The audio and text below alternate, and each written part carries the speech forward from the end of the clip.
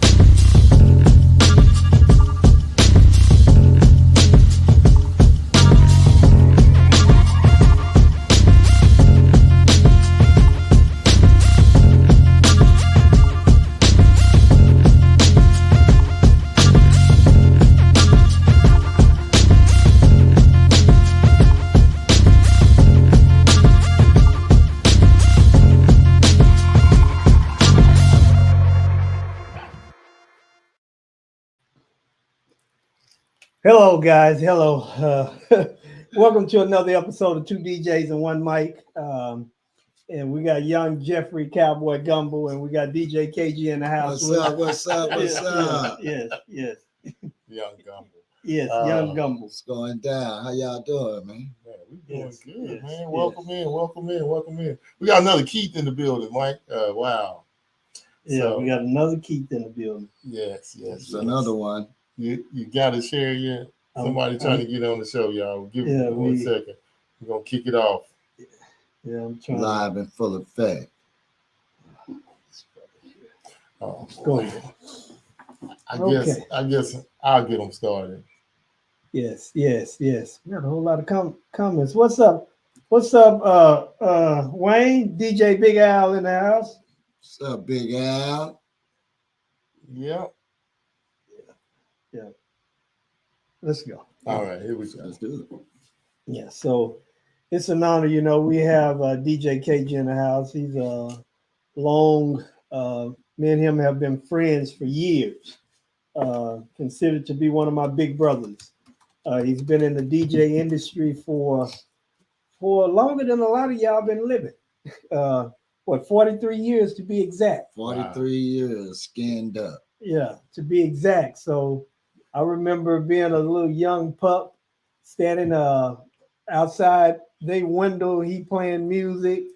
We just all outside their window. They stayed upstairs. We just jamming the music. I remember what was this? Larry by Grandmaster Flash. Larry Jam. Yeah, Larry Jam. Larry's Jam. Mm-hmm. Yes. So we want to thank you guys again for joining us.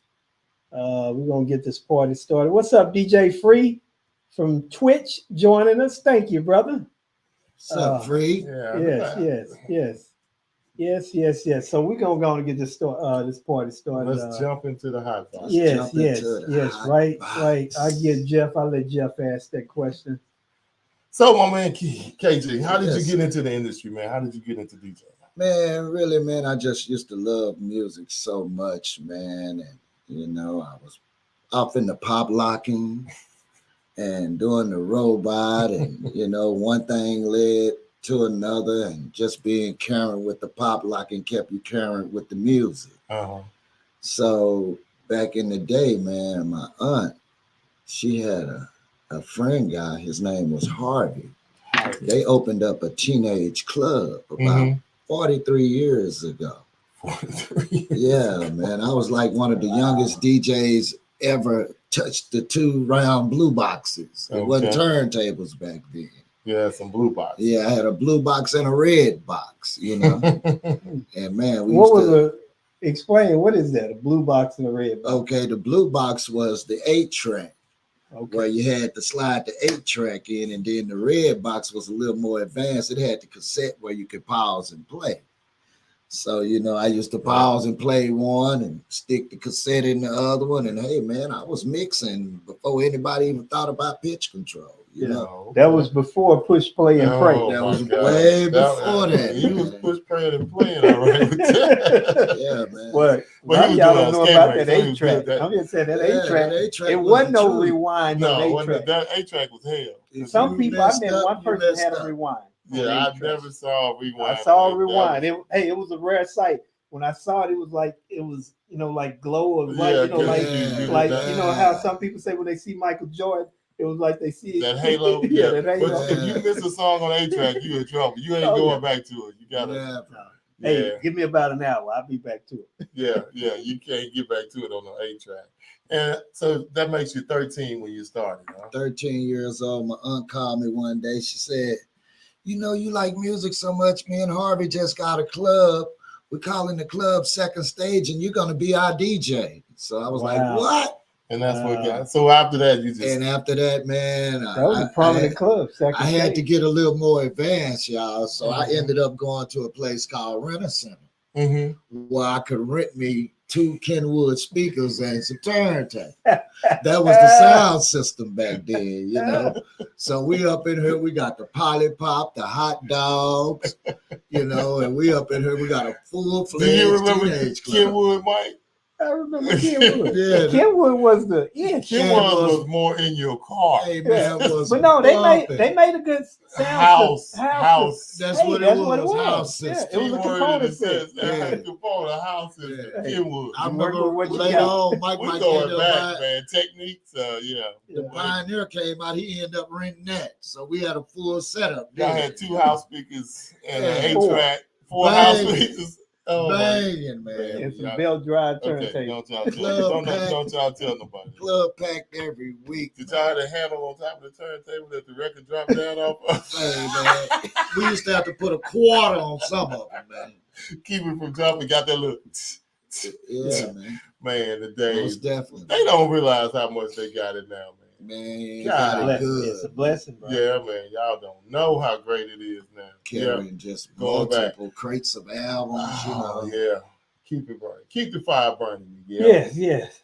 So what was your you said what your first DJ gig? Did you get paid for that? Yes. How much did you get paid? I got paid, but it was like on a Uncle Annie budget, where you'll get paid later on at the end of the night. You might have to stay 3 or 4 in the morning before you get paid, but you ended up getting your $40, $50. You probably started at 7. A lot.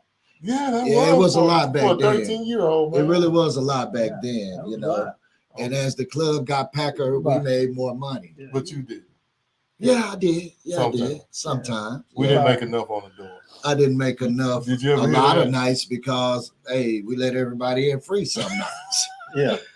Just to have the crowd. Just to keep them in there. Yeah. We all been through that, but we ain't So for me, when you were DJing in front of your peers, were you nervous? Was there any point? Was there any time? Was there a point where you were nervous? Always. And how did you handle that? Always. Just really by blocking it out. Might talk a little smack on the microphone just to get them involved. I used to always challenge sections back then to see which section was the livest. So if it was Robin Village, then we'll have a section. If it was Prince Hall had a section. If it was 52nd Street, they had a section. 52nd Street. Is that 52nd Street in Dallas? 52nd Oak Cliff, Texas. Oh, okay. Well, you know, yeah. As your wife said. Yeah, that's 52nd Yeah. Street. We had a song about it. Oh, my bad. Cavalry Arms had their own group of people. Okay. You know, everybody traveled in the packs of their Prince neighborhood. Hall, Okay. Robin Oaks. Yeah. So where did y'all live at? Robin Village. Robin Village. We were the 52nd village Street. people. Yeah. Yeah, we was on 52nd Street. We had a party We look every like day. the village people tonight. Yeah. We had a party Yeah, every boy. day. That Miss Mike is a cop down there. Bang, Look at bang. all clean cut. Wow, man. But yeah, okay, that's cool, man. Don't be laughing at my cowboy hat. Yeah. Yeah, I'm young Sheriff Gumble now. Yeah. Keep them coming, Mike. Oh, man. Yeah. So what are some of the benefits of learning how to DJ in the 80s versus today? Well, back then, man, it was strenuous work. It was real hard work, man. You had crates, you know, like when I used to go out, man, I couldn't just take 10 or 12 albums. I had to take like 3 crates with me. You know? That's all? Yeah, sometimes. Yeah. It's according to what the call was back then. So but think about this now with all the different genres that you play. Could you imagine taking all them crates out today? I couldn't do it. No, nobody I couldn't do it. No. Me and Mike was talking about that the other day, and I was like, man, they supposed to be going back to vinyl. How are we going to transition back to vinyl? We're not. When things have been so convenient. Unless the club come pre-stock with records. And it ain't enough space. I'm just saying, when you can't do it. It's just not enough you space. think about how people, you think about YouTube, Mm-hmm. how many songs, like when we do stuff for kids, Oh my God. they have songs you ain't even never heard before. Never heard of. You have to go get a crash course Yeah. in what they want to hear. And if it's a school, the school has to approve what's being played. Now we have on one of my record pools, it has a top 100 YouTube songs. So I can go pull the top 100 YouTube songs. And you guaranteed to have your hits. Yeah. Is that a comment from the good days? Just something about pulling a record from a crate. Yep. Getting it out that little white sleeve, the little plastic or the white paper. Yeah. Not knowing anything about beats per minute. You know, you just got to See, Jeff was from another planet. He knew I can't believe y'all didn't do that, man. I counted all my records. Counted for 15 seconds and multiplied by 592. I knew no such. I didn't know no such thing. No, but whoever taught me BPMs at an early age. I didn't. You know how I learned how to mix? How? Listening to it, finding something that sounds similar to it, and we used to then have a pitch. We had where we were spinning the spinner. Holding it for dear life, just holding it, slowing it down. Okay, so maybe that's why the numbers in my head so much now. I can remember all the numbers because man, I knew numbers, and then I could stay. You know how I put my records by BPMs. I put my records by the tempo that I knew. Slow, but that's BPM. Fast, medium, but that's really BPM. But we didn't know nothing about the BPM. Yeah, that's really. And I saw it on the record. I never thought nothing about it. Very rarely did you have a record with BPMs on it, though. I saw it. Sometimes I saw all of them with it on there. No, man. How many records you can remember had BPMs? I remember seeing it and just bypassing it. It's like, what is that? 128. What is that? I was introduced to BPMs about 10 years in the game later on. I had met this living legend. His name was Yusha. He was the legendary funk.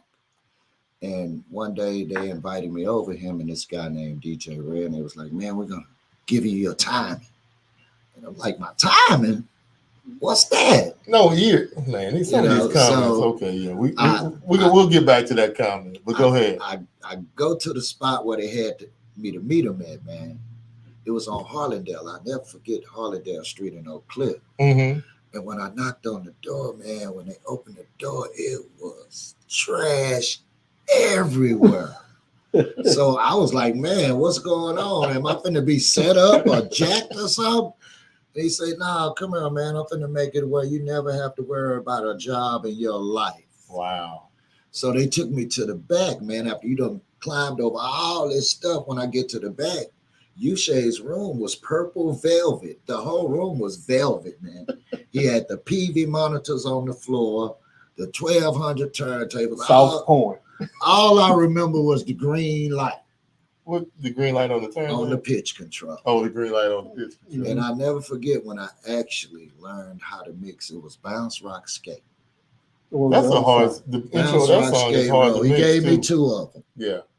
He gave me 2. And see, that's what I try to tell everybody now. They want to graduate to 4 or 5 different songs. Man, take the same song, and when you can mix that song together, graduate to another song. When you can mix 3 of them together, graduate to another song. Just keep, man, I promise you, I told Mike my song I learned on was Exclusivity by Damian Dane. Really? Man, I went back, man, that thing probably had a groove so deep in that record, because for months, man, that's all I did, and Hold On, and you know, so I was in that same beat, just 92 BPMs, just rolling, man. Yeah, my first song got 2 songs I mixed was Clear by Cybertron and Smurf by Gigolo Tony. So what BPMs are those, man? Those about 122. Yep, way up there. Yeah.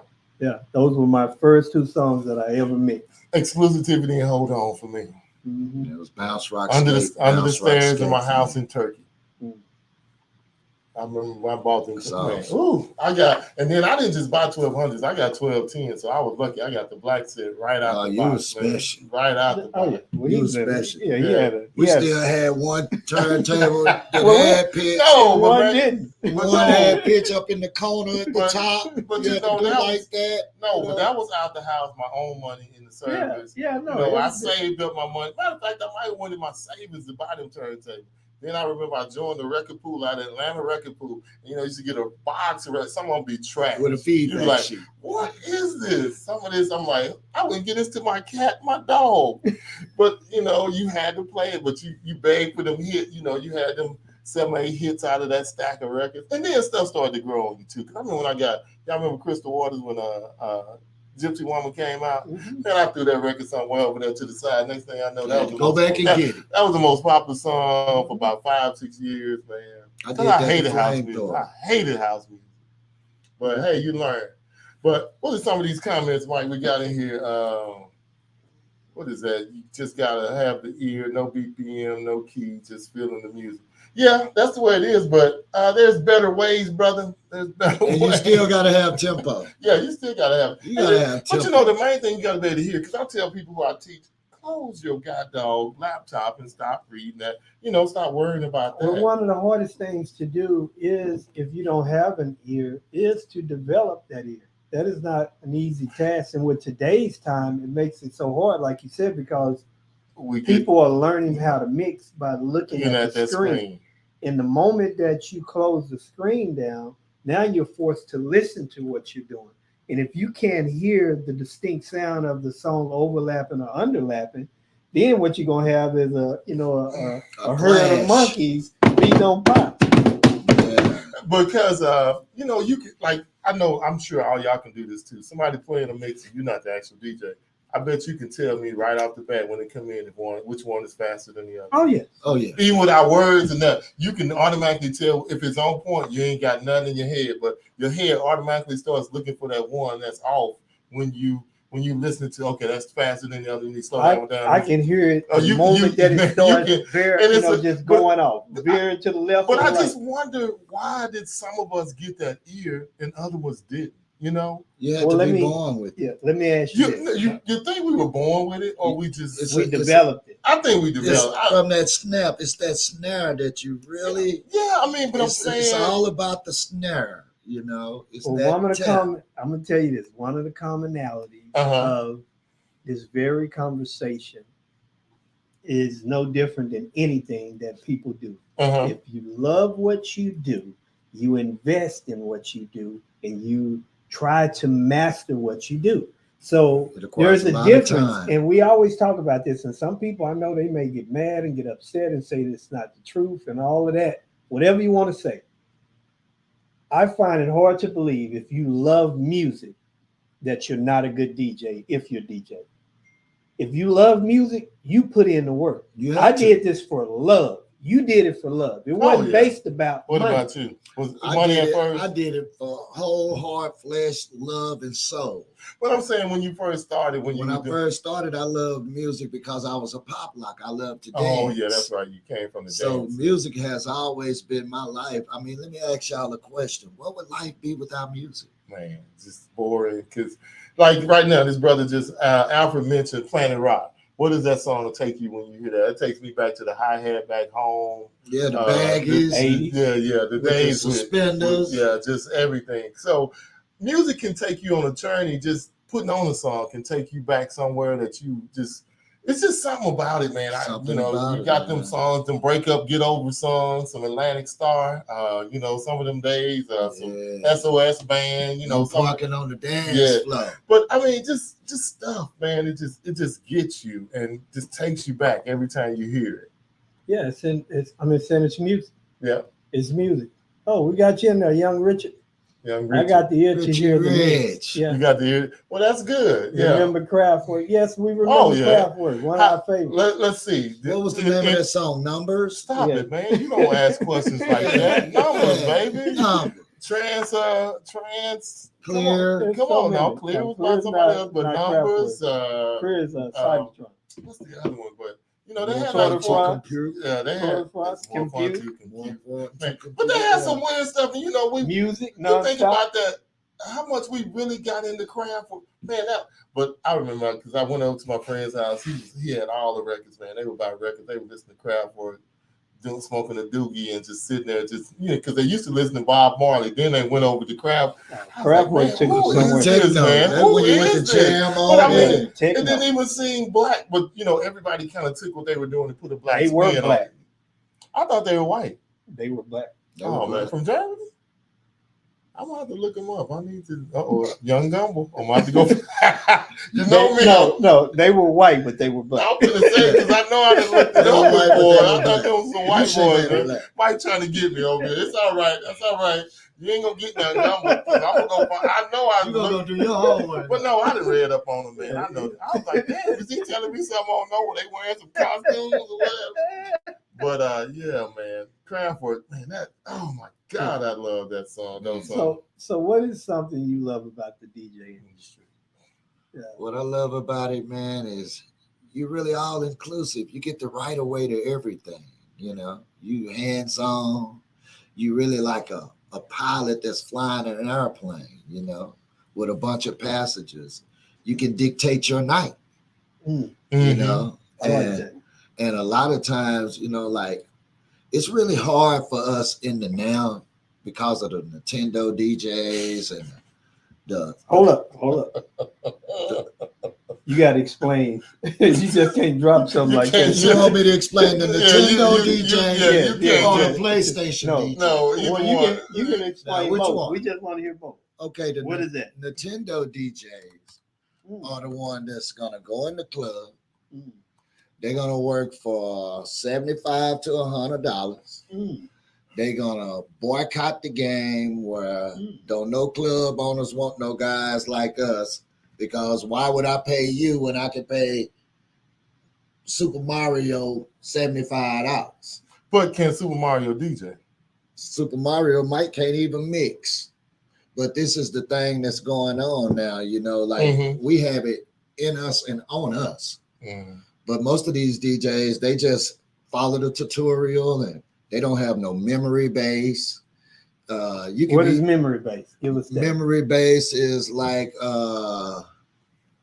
let's go back to Grover Washington, Mr. Magic.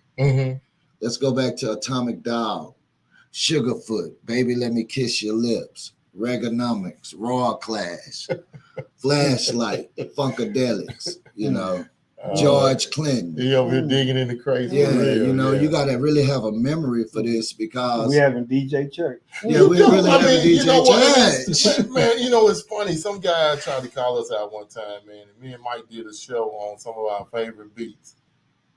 The same person who was doing all this talking knew none of the songs we were talking about. How do y'all take somebody back down memory lane? That's a Nintendo DJ. Yeah. How do you take anybody back down memory lane without somebody giving it to you or you looking it up? So it's just really strange. I mean, but that's what we do. We love it. So we take the time to learn. And I'm already a brand gumbo, so I'm going to go back and research. Even like sometimes Michael do something, I'm like, okay, I got to put that in the banks. And then like you'll do something. I listen to somebody. Like when you did the country joint.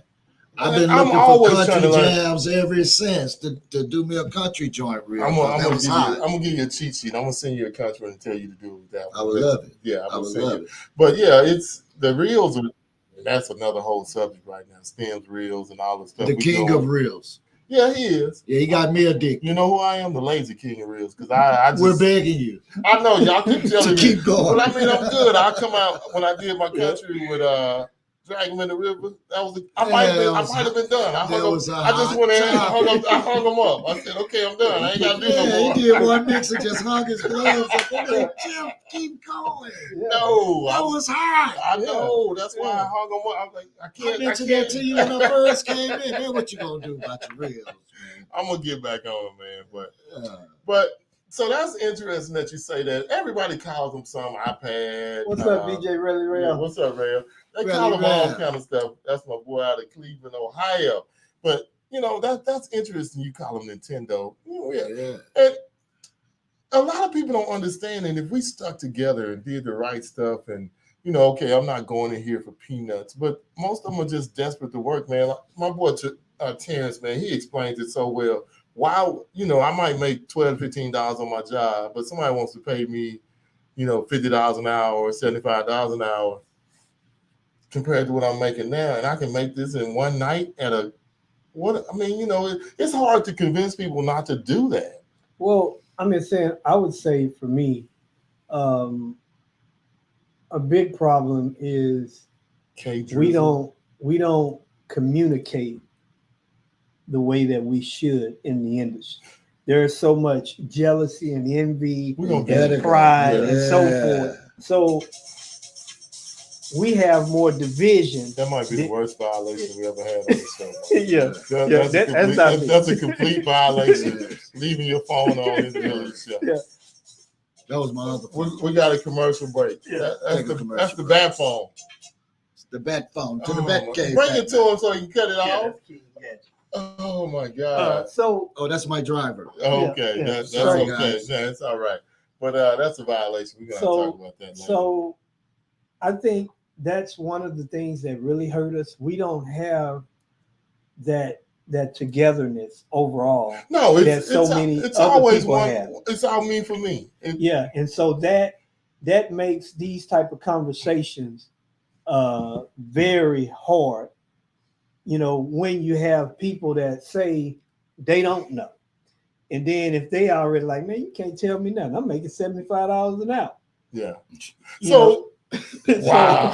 So I'm just thinking and that's really a slap in the face, but they're proud of that. No, it's really not. Because think about it. You can't go nowhere and make $75 an hour. I'm not unless you're an executive or something. I mean, it's not bad money, but how many years ago are you thinking? I mean, even in the clubs are. Well, we'll get into that. But I mean, it's just. I thought y'all were talking about like $75 a night. That's when it's horrible. Well, but you got some that are doing that. Well, $75 an hour time for that's horrible.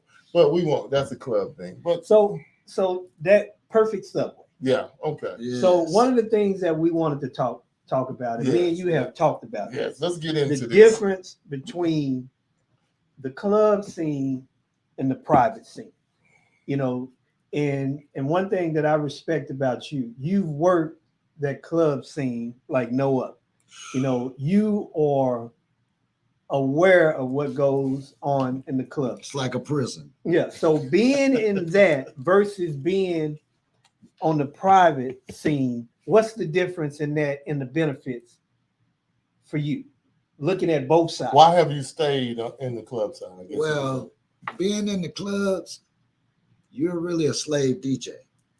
You don't get no weekends off. Don't get us kicked out there. You don't get no holidays. Mm-hmm. So when it's important birthday, your wife, your kids' birthdays, you can't really plan anything. You can't really plan anything because you have to work. You know what? That's deep right point. there. That's No, a damn good point. Think about this right here. Very good point. So even on Christmas and New Year's because Eve, you can't trust nobody to go in there for you without getting a knife out on the way in. You might not make it back. You might not make it back. You might not get your job. My God! Yeah, because they might get it for the low. Yeah. Oh my God. Yeah. So how have you survived all this time? By sacrificing a lot of stuff? Well, just being one of the hottest DJs in the city. But I'm saying, how have you survived you with your wife and your kids if you get married? If you doing stuff, missing stuff. How have you? You just cry. You miss out and cry. A lot of times, man, you can lose a loved one. So if you still got to go to work. If you're at a hot point, can you not find somebody to trust to be a protege to go in there and work for you, and that won't stab you in the back, that you keep them working and they can work when you're not there, and you can trust that person? I didn't know you and Mike then. So that would be the line of the night, right there. That's a good question. 30 Did y'all hear how I said that? Though? Yeah. We heard. See, because you have to really have someone like you when you're passing your position to somebody else to fill in for you. Oh my God! And not only that, and I'll say this. Hold on, here's another good point. Yeah. Not only you have to be in a different mindset. Yeah. Because some people in that situation, they don't. The person that they want to give a baton to is leveling up. So it's like, if I give this to you, I'm killing myself. I won't make it back because they're going to hear you and say, you set us up. Yeah, we don't, KG, we're going to go. Oh, okay. You going in the other direction. So whoever you level up with got to be worse than you or can't be better than you. Well, I'm just saying it depends on the mindset. Yeah. Oh, wow. Wow. What's up, Brandon? What's up, Kung Fu DJ? Chicago in the house. Cleveland in the house. Kung Fu, we got everybody on the, but man, but that can go both ways. You can put somebody in there just as good as you or, better, worse than you. And we probably all know where people stand on the ladder. But God dang, that's cutthroat right there, brother. Serious stuff. Good question, though, by DJ Rellerell.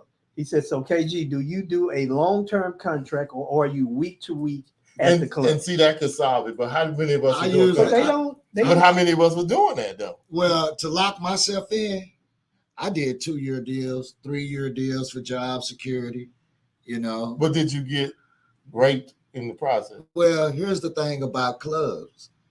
Say, like I was at Stone Trail for 13 years. But out of the 13 years, I got 4 raises. That's because point. Go ahead. you can only grow so much with a club that's, let's just say, 8,000 square feet.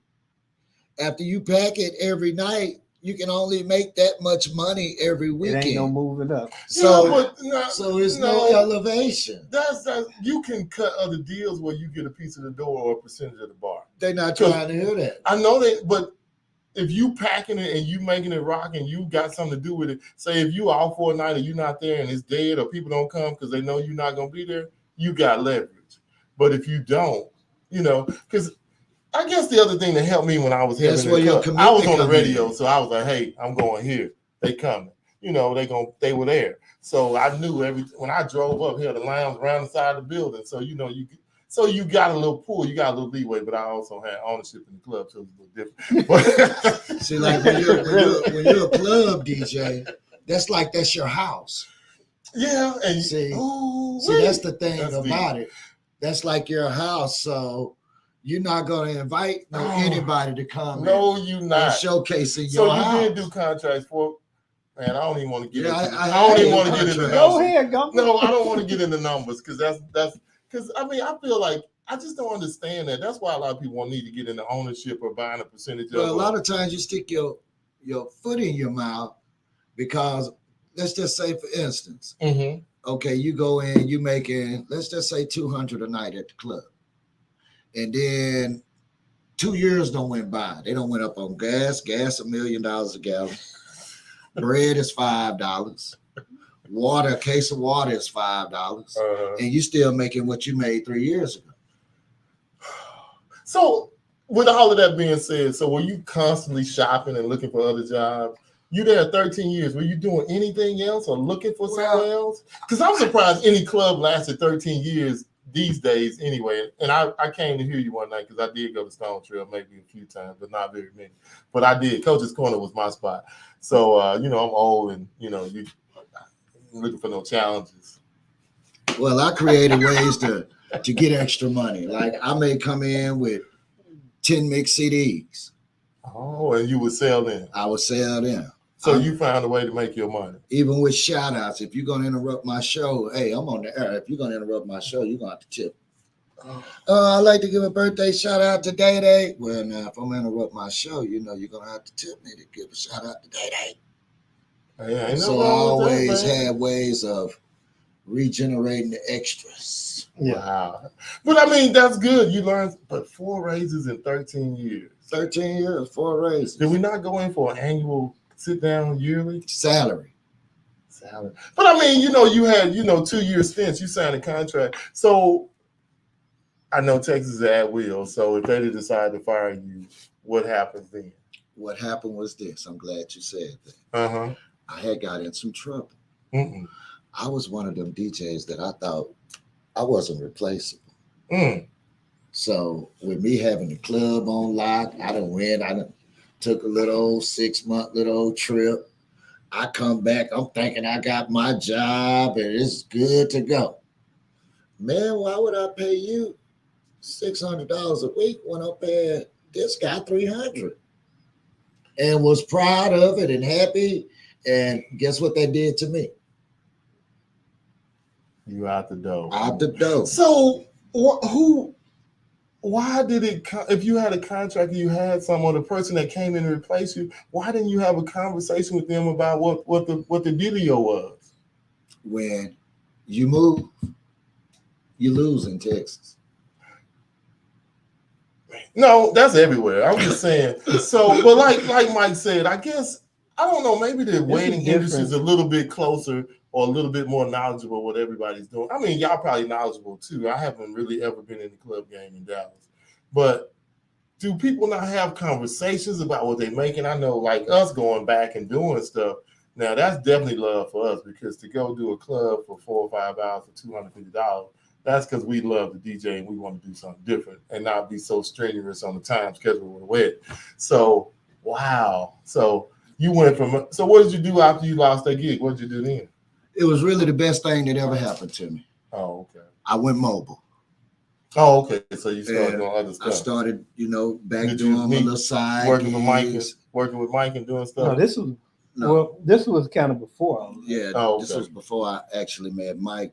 Just doing a lot of little side gigs, birthday parties, family reunions, and had my little business flyer. So did you like that better than being in the clubs, or I was no longer a slave?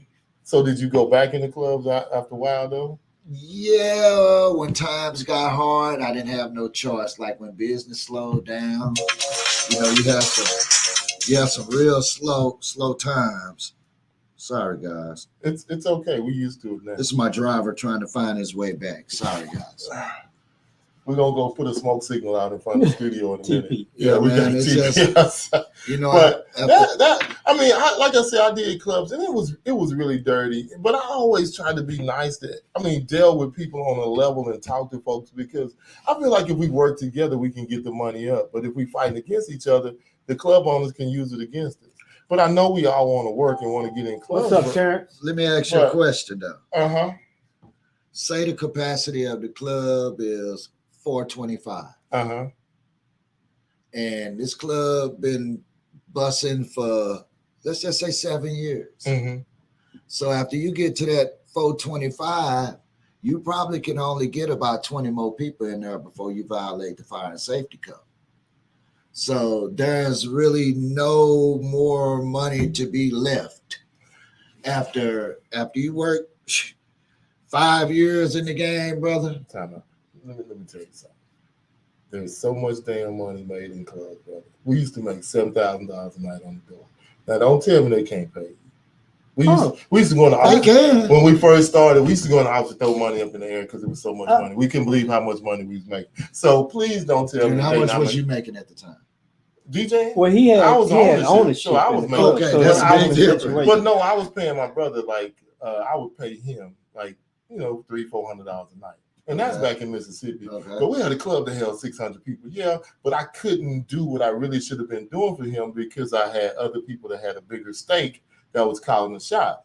But I was getting my money. So, I would slide him some too. But you got a different situation too. Yeah, but I mean, still though, man, they make, trust me, clubs. Oh, I know they make money. Yeah, but you got to look at this too. We had a band.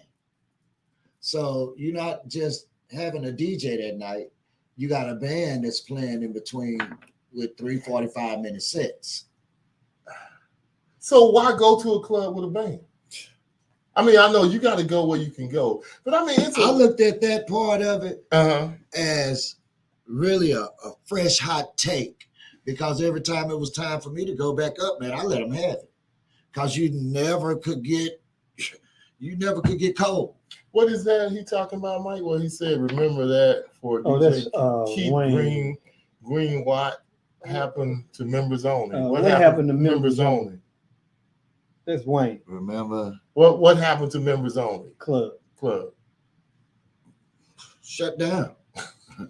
Overpopulated. The police came and shut it down. Yeah, because it was just too many people in that little bitty club. Members only was the size of y'all studio. But I'm telling you, man, if you could go back and look at the books, you would realize they make plenty of money. I understand, even if they make plenty of money. But if you're paying the band $1,000, okay, the band not here tomorrow night.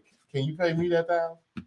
They don't look at it like that. I know, but I'm just telling you. So we saying that it's club owners. But we're trying to say that we're making excuses as to why they're not paying us. But I'm telling you, the real problem is we don't stick together. We stick each other in the back to get a spot, and that's half the problem. And when it comes down to it, no matter how you twist it, it's all about knowing your worth and being educated from a business standpoint. Yeah. And when you don't truly know your worth and you're not truly educated, and you may have some financial responsibilities, it makes room for those type of situations, because we even talk about this when we talk about pricing.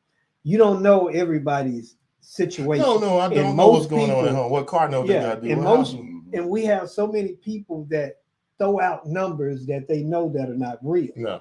To make themselves look like they up here. Yeah. But when it comes down to they'll take anything. They'll take anything. They'll take that $200. And see, that's hurting because you're lying to the industry and you telling us you up here and we trying to do that, and you bringing the industry back down 15 more notches because you lying. I'm just saying you got all of these situations. So when we can't be like we talked about, when there's no transparency where people, because you have a lot of people that their skill sets up here as a DJ, but their business skill set is all the way is down here. We just got some provocative words from Dr. Crystal.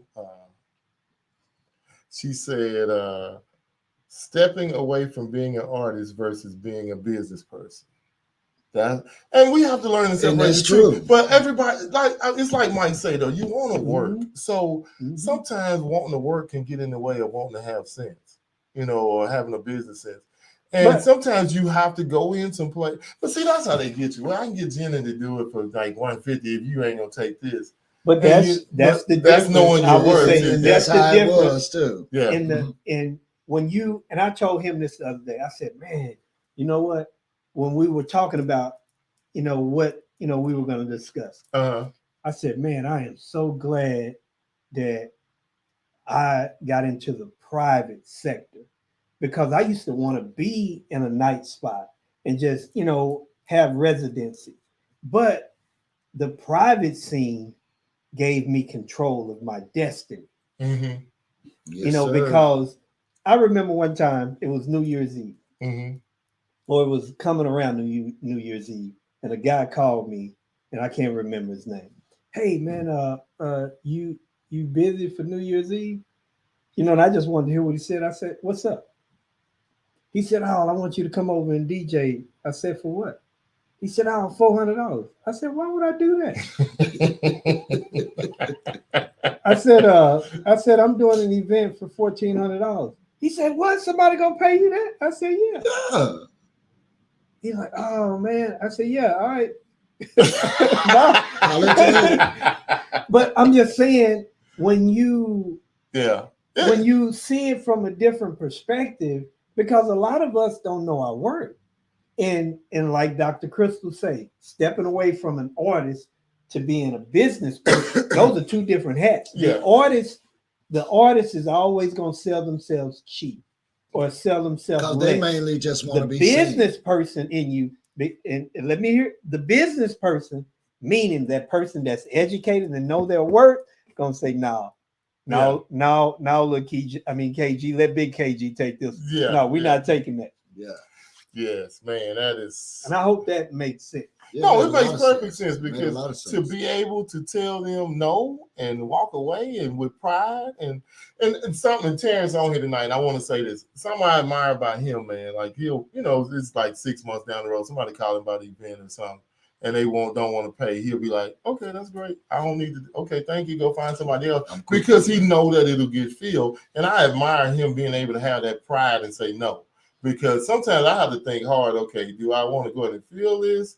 Or do I want to let it ride? Because, and I think a good thing is this, and I know everybody might not see it this way. You know, I believe in the law of attraction, and I believe if I want to be somewhere, I have to start acting and putting that out there. Yeah. So sometimes when we take something that we know we shouldn't take, that just put us in a whole. It bounds you. You know, and now everybody hollering at you. Hey, I want that $3 deal. Yeah. Hey, I want that $3 deal. And I try to tell people that all the time, man. You tell people that they'll tell 100 people you gave them a discount. They ain't gonna tell nobody. And they be expecting you to give them. And what Brother Mario talking about? Yeah, you remember I was called at 70-30. Yep. Well, what is that? That's what you. Okay, I'm gonna ask both of y'all this question. So Keith, KJ, I'm gonna ask you first.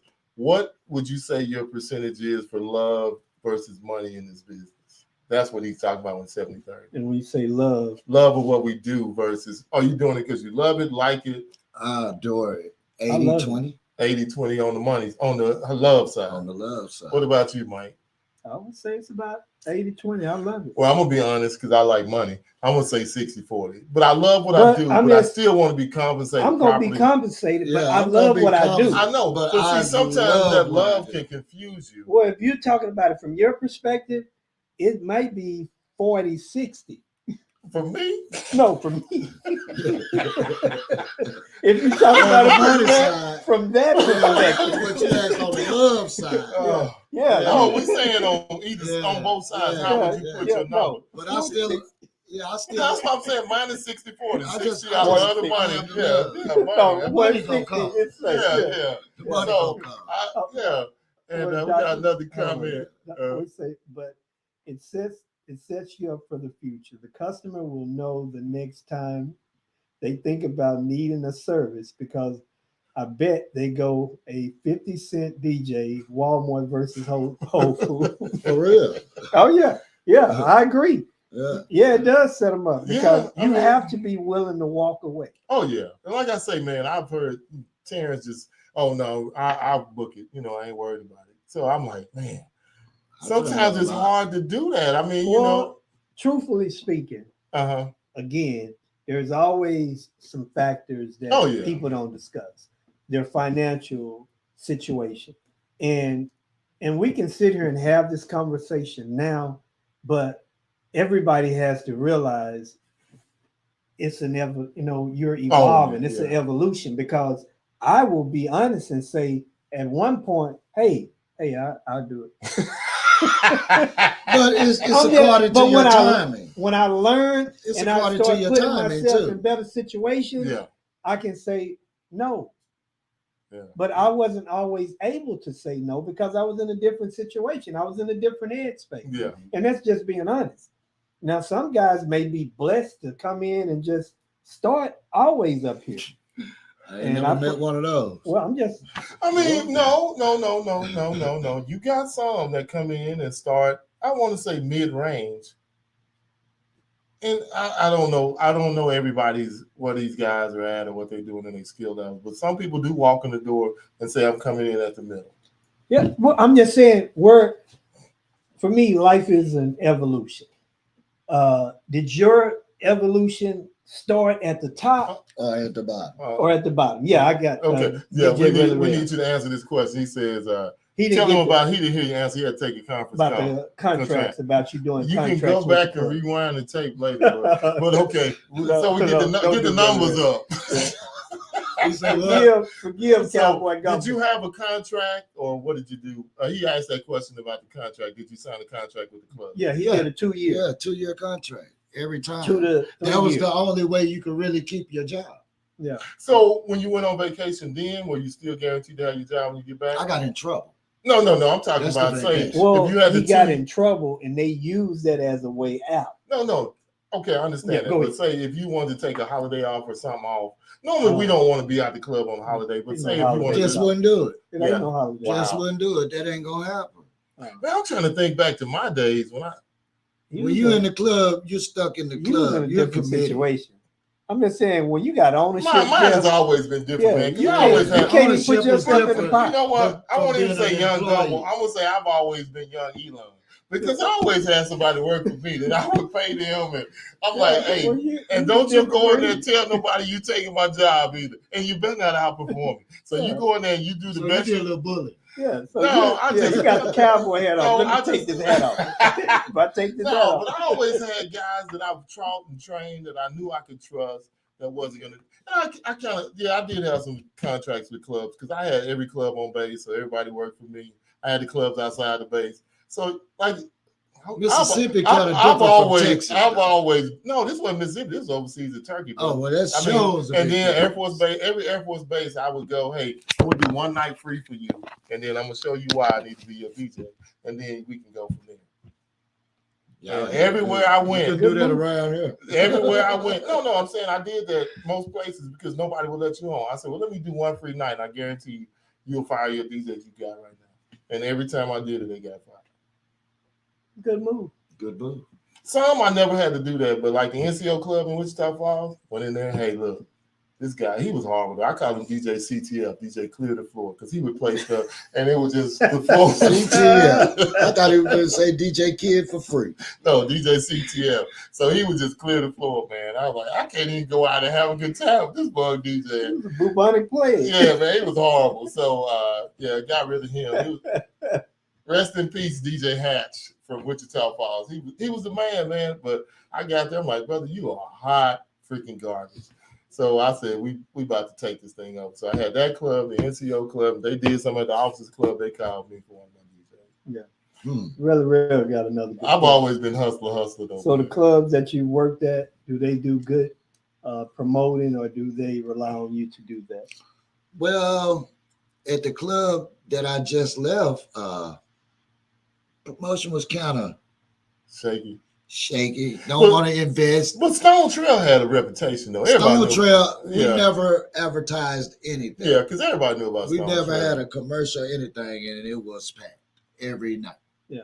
Thursday through Sunday. I'm just saying on the front end, they must have did some good work on the front end. It was a steakhouse too. But you know what? As it was a steakhouse. As we get older, we all looking for somewhere safe with a good DJ to go and not have to deal with kids. And I think that was a plus 30, right? Mm-hmm. Yeah. So back then, like coaches, man, I love coaches. You go in there and you see old pops with the cane and all that stuff. But you know you're going to have you're going to have a good time, but you're not going to have to deal with the riffraff because it was over 30. So, so it's how you shape the club too, man. So, yeah. But did coaches ever advertise? No, they never did. Nope. But everybody knew about Coach's Corner, and everybody was down there. Cliff Club never advertised. Look, I never went to the kids knew about it. Oh yeah. Well, we call them landmarks. Landmarks. Yes. But so, if you had to do it over, this is one of my questions. If you had to do it over again, would you go into the wedding industry or would you go into the club industry? I'll go straight into the wedding industry in the streets. I would. Why? Let's change that and say mobile. Let's not say streets. Well, you got mobile jocks and you got street jocks. I'm just messing with you. That's the doctor saying the unhooded me. Yeah, because the street jocks, they go off into some gutter places that you probably wouldn't want to go. Yeah, but okay, so why would you do it differently, man? Because you are.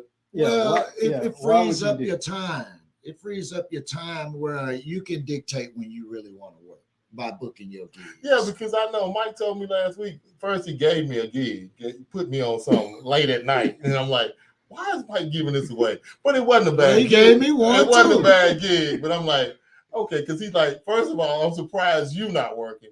I was like, no, I don't have that. Well, I got a gig. I'm thinking he already got something else, so he gonna work. But no, he's standing over there looking at me. He did me the same way. So no, but it was a great gig. Kids was wonderful. It was fun, but it's just like you say, you can control it. Like I mean, we have a nice spot now. So Mike didn't just stop. He said, I don't want to do it no more. So, but I do it when I want to. But we have like 5 other people that DJ. But I love it because it gives me something totally different. Where I might, we might be in hip hop, we might be in R&B. Oh, I love it. We might be. You never know what you never know what you're gonna play. And there's never been a night at Fat Daddy's that's been the same. It's always fun. You're gonna go somewhere everywhere, and it's always different. So I like that. And then when I was doing Kona, because I'm telling you, some of that, like you say, them clubs and spot, that's for the love, brother. Because $6 hours for $175 is torture. You're stuck. You're doing everything repetitive. You're doing everything over and over. Yeah. So see, this is another good question. Uh-huh. Oh man, I'm glad you said it. yeah, I mean, it's just over and over, like Yeah. a broke record.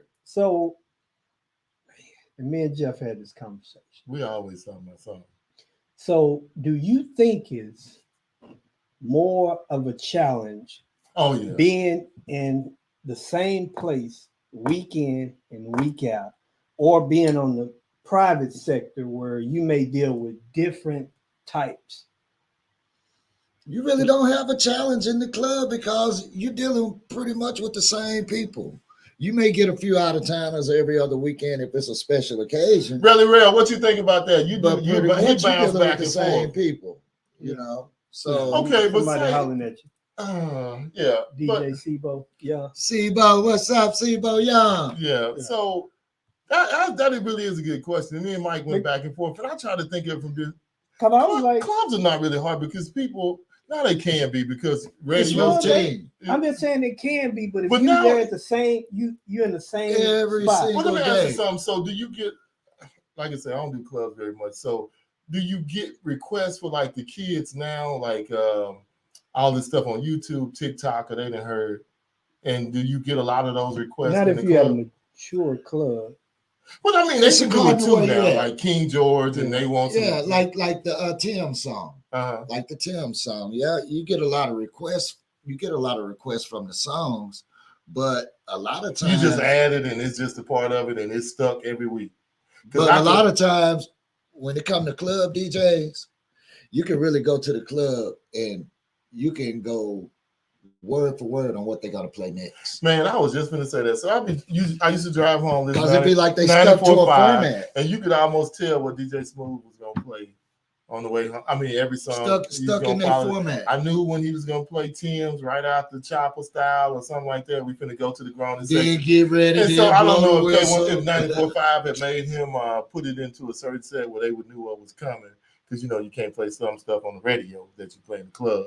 But So man, to me, but that's what made yeah. made you want. Was it radio or was it people in your neighborhood that made you want to be a DJ? Because mine was radio.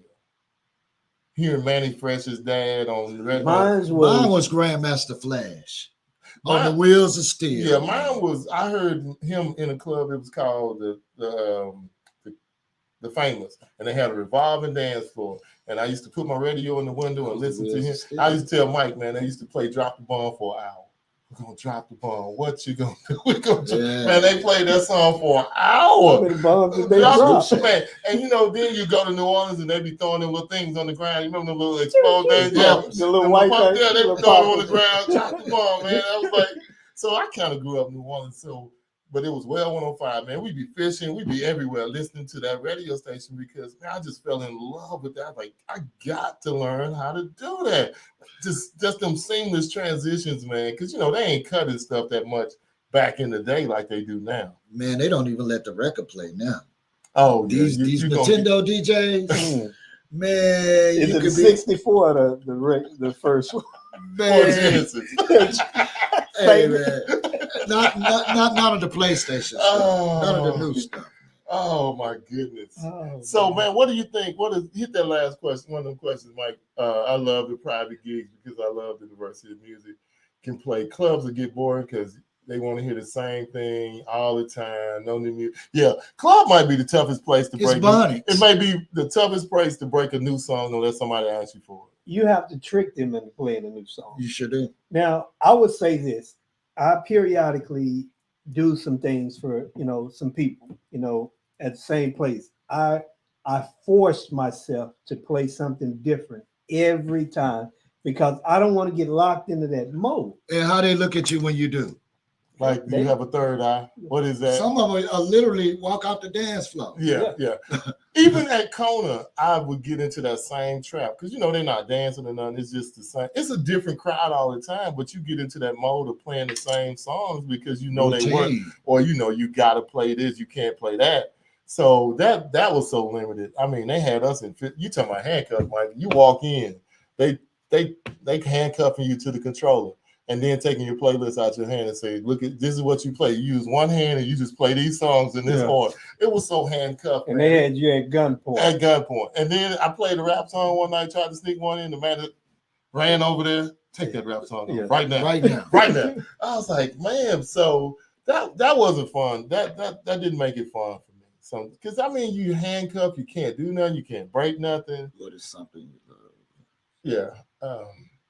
You're right. You got to trick them. You got to, and that's what I did. Really, you got to put them in. I slide them in on them. I get them so red up, and I slide it in before they think about it. I'm on to the next. He got me. What was that? I like that. What was that song? I love when they come up. That's the way you have I love it when they come up to you and ask you, what was that song? Mm-hmm. Who was that? Because then you didn't really got them. Because now they want to know what it is. So you're right, brother. We're DJs, smuggle it though, not jukeboxes. Yeah, but you do. Yeah, but I really gave you a good. I can't remember how deep we went, but we went deep on that, man. Me and Mike talked about that versus wedding. Because weddings definitely have to be more difficult because you. Well, I'll say this here, they both have their challenges. But for me, I would say the weddings are a little bit more difficult because if you're working at the same club night in, night out, you can figure out those people. Most times when you're dealing with weddings, you may know what the bride and groom want, but you don't know what. But a lot of times that does not move into the people that they've invited. Yeah. So a lot of times you have to find them unless you do something like, hey, I'm gonna send you a link and your people can give me their top 5 songs. Yeah. You use methods like that to try to get this. And then there's one by Sibo. He said, there's something I don't do is play the same mix every week. Yeah, we all try. But sometimes you'll get stagnant. We practice that. Yeah, but Pat told me something. DJ Mr. P told me something that I really try to put into play now. If I'm doing a club, but I don't do them enough to do it. He said, delete your whole playlist and start over. That whole playlist, like if you have a club list or you got some hits that you play, just delete the whole thing and start fresh and drag those in that night at the spot. And then you'll create a whole new vibe because you won't think about that song that's under it and you'll play stuff differently. Because if you play Blow the Whistle 9 times out of 10, you're going to play what come right behind that. Or in front of it. Gangsta Party. Living my best life. I have a different set. You do? Bag it, chopper style. You see what I'm saying? Speak up. Speak up, son. He didn't want to get those out. I've never heard mumbling, Jeff. It sounds like he didn't want to get that mixed up. No. Usually bag it up or either something, man. And then sometimes I say, okay, I'm just going somewhere totally different. And like when Pat told me that, man, I was like, okay, that'll get me out of a rut because, man, you go in there and I got to get through these 4 hours. So I'm just going to give them and I know because if I go out here or try to expand my playlist, the manager might come over here and say, hey, get back in line. Yeah. So, even shining with Beyonce and Jay-Z. No, sir. Yeah. The most we could play that had rap in it was Crazy in Love. And usually I would just get out before Jay-Z came on. Dr. Crystal said weddings build character. They sure will. They sure will. They definitely will. They does. Yeah. It'll show you your weaknesses quick. Real quick. Yeah. Real quick. And you standing up there and everybody looking at you and you got this list of songs from the Bride and the Groom and it's all indie and they love it. And everybody else like, what the hell we come in here for? Break it on down. So yeah, it's definitely, man, you have to be on your toes. You have to think. And I don't think that clubs challenge you like that. I mean, because, man. Clubs, you really just stuck on a piece in the same. The younger generation is stuck. Oh Lord, in the mumble rap. Yeah, 70. Yeah, 70, 75. Well, maybe 60. Really real. 60. We gonna dial it back to 50 to 75. Not even 75. It's really like 72. 72. Yeah, they ain't jumping that hard. Oh my God, yeah, mumble rap is. I lost myself. Don't lose yourself. Yeah, we got another good one that we want to talk about, and then we'll bring this to a close. So, for yourself, and I'm gonna talk about it, then you understand the question more. When we say some of the benefits of being a digital DJ, I don't mean like taking away from what we did back in the day, because one of the things, and I can talk about this, I remember when I converted over to digital. And I just wouldn't. You wouldn't, like, man, I can't, you can't do some of the things that I can do. I can switch this or that, switch that. And I remember he sit there and I ran through about 10 or 15 songs. And he was like, and I was still looking for 3. So I was still looking for 3, but I did not transition. Yeah, it still took him about another maybe 4 or 5 years. So once you finally moved over, I'm saying, and you have, I was really one of the only DJs still running CDs. Oh yeah, he was still doing CDs. Hey, I'm gonna tell you, you're not the only one. I kept taking mine with me when I went digital because I was so afraid something might mess up. Because I didn't want it to, like my hard drive crash or whatever with that little dent in with the little wheels on it. Yeah. So I got all my CDs with me. I did not want to make that change. He forced me to make that change. So what happened since you've changed? What are some of the things that you've benefited from? Because you told me the other day about the vinyl. He's like, man, I ain't going back to no vinyl. I can't carry that stuff no more. What I say, man, it's sweet to have a backpack. But CDs, would you do that? Nope. Why? I wouldn't even go back to CDs. Why? It's just as worse as vinyl. So, but I want to know why. Why? What is the benefits? What? So give us 3 benefits that you see from doing digital versus vinyl. First of all, you don't have no records. Mm-hmm. Absolutely no crates. Yeah.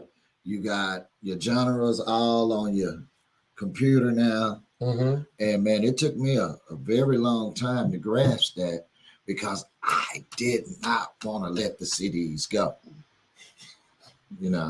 So the other advantages are like now you got power speakers. He gonna bring out mumbles, yeah.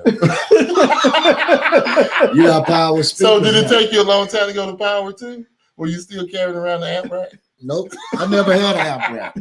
I always had to update his stuff because he forced me to get it. But I'm saying, did it take you a long time? But he was in the club. I was in the club. I didn't worry about nothing. Okay, all right. So yeah, man, when they came out, I was still running a controller with 2 CDs. The deck that used to just slide out. Yeah, he had all that. Yeah, I had that. So club packed. And you had the old content, Stanton. Happy. You had the old Stantons. Just content. He's So looking at me when like, you made the switch, did you see the benefit, the difference, the quick look, the search, and all of that stuff? And I was addicted. And just think about, man, we're at effects, quick mixing, loading 2 tracks at the same. You got to put a record on both sides, getting everything in order. Everything is pushing the button. That's all. Sound effects, and you got all your effects, your drops, everything. Before we had to I don't even know how didn't nobody do effects back then. You got it on the Really didn't do no effects.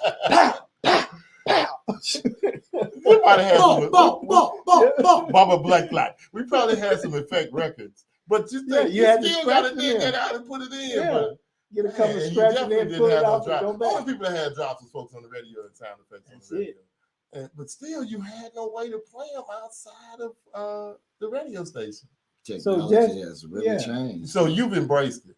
Yes, I had to. I had no choice. Or I'd have got left behind. No, not really. I mean, you can still do. You can.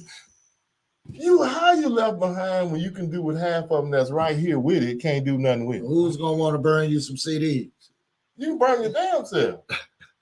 You don't have time. No, you got time. No. And here's the thing: in my era, yeah, I wasn't as computer literate as Mike. Yeah. And then I had a real dark moment in my life back in 2016 where I got hit by a sleepy driver. Yeah. So a whole lot of things I'm regathering and relearning and reinventing myself because I lost it out. Yeah. Big shout out to my man Brandon, if he's still on here, man. He was saying that your story just really touched his heart last week.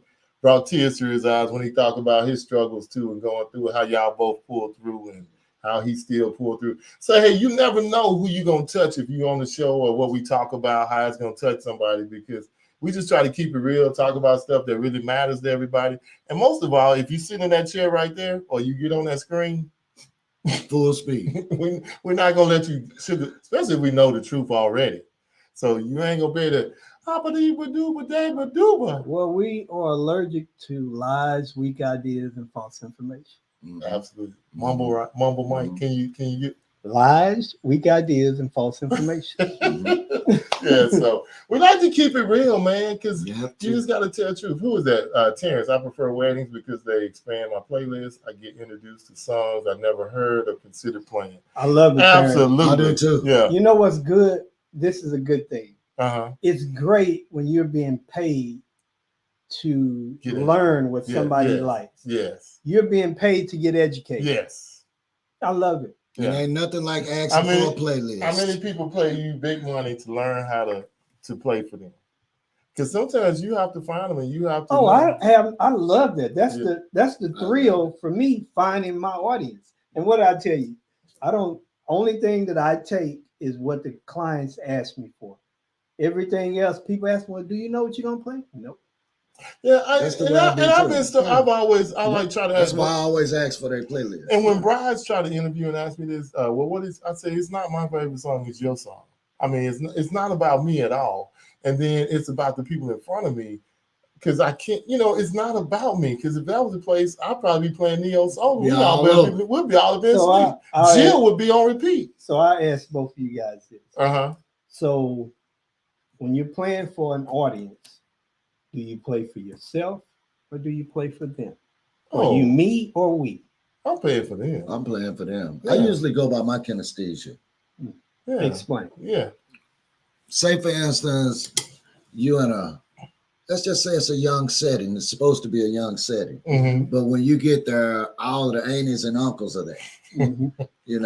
That happens so much. And it happens a lot. Are you going to come straight out the gate jamming Too Short and The Baby? Or are you going to mix a little R&B and kind of give it a growner feel? Well, you're going to try to give it a growner feel to see what you feel. You're going to throw some stuff out there. But hopefully, like Mike said, the best time to learn about your audience is cocktail hour.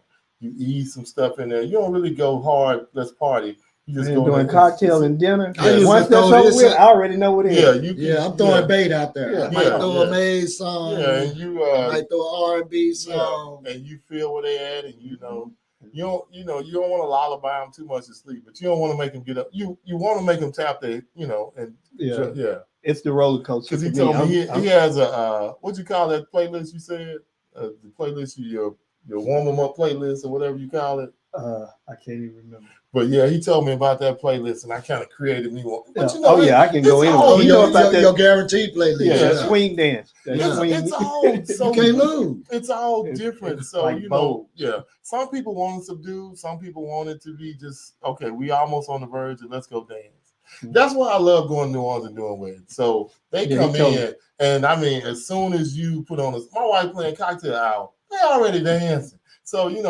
got to go. I had to go in right then. Okay, here we go. Right now, like, I love that. We already in. So, I mean, I love that. Matter of fact, we ain't brought the couple in. Go real fast, we ain't did no food. We ain't did no dances. They already in. Just imagine you got a tux on. You come in, you taking off jacket, vest, rolling your sleeves up. We're going to go to get in. They are in from I'm like Calvin DJing. So, what are y'all doing? So, I got to ask this question. Sibo, so are you talking about CDs? Are you still I still to this day, I still can loop. Are you talking about CDs?